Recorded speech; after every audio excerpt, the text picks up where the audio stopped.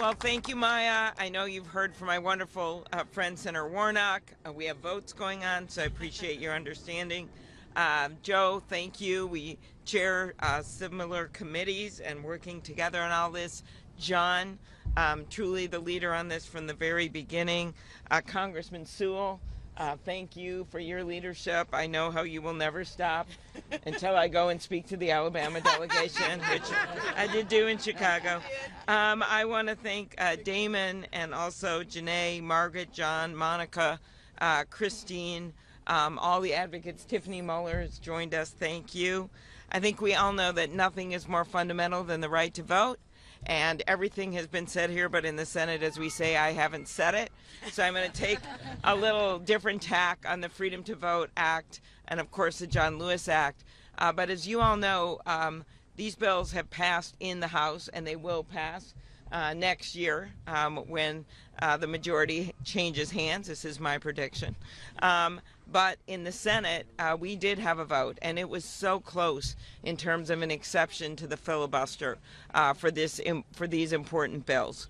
And I just want to emphasize what that meant.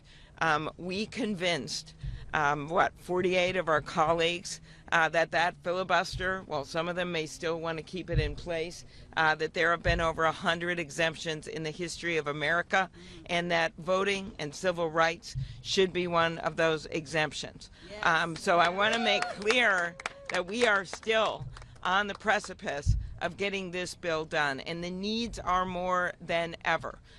We have basically seen in states camo-dressed people standing in the lines in Arizona trying to intimidate people out of voting. We saw a man who was urged on by what he read on social media try to bludgeon the Speaker of the House, then Speaker of the House's husband, to death. We have seen, as Senator Warnock probably shared with you, Saturday voting limited in Georgia and him having to fight just to have voting the weekend before the election. We have seen states like Texas that will require only one ballot box in a county the size of my entire state. That is the kind of thing that is going on in the greatest democracy in the world, and we must keep it that way. And so I believe that our work in getting that bill in the initial vote, getting complete agreement of the Democrats in the Senate on the Freedom to Vote Act, which I thought people thought might have been impossible, but thanks to Senator Schumer's leadership, we were able to get that done.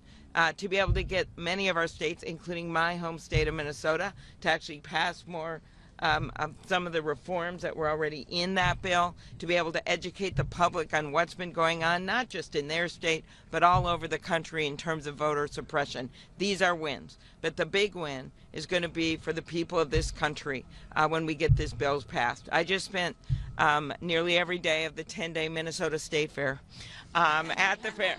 And we have the highest voter turnout in the country. Sorry,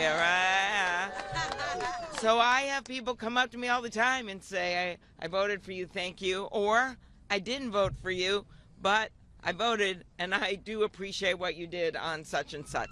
That's because people feel part of the franchise. And that's what this bill is about.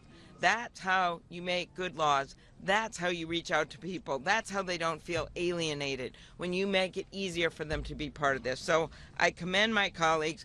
I'm excited about what the future holds in terms of what we're going to get done on these important pro-democracy bills. And I want us never to give up heart. The American people never give up heart. They're there. We got to be there. Let's get this done. Thanks, everyone.